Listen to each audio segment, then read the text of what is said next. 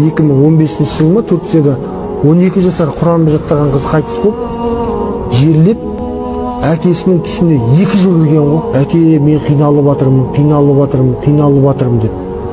2 жылда кәдімгі анық айтыпты қызы. Әке, қасымда сондай пасық күнәһарлар жатыр.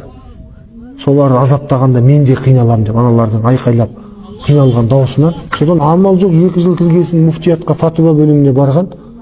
Фатуа бөлінмейді, онда оны қазып алып басқа жаққа көму керек.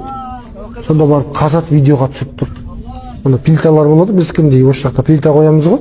Сонда затешік қояды екен олар. Солардан үйренгенбіз ғой деймін.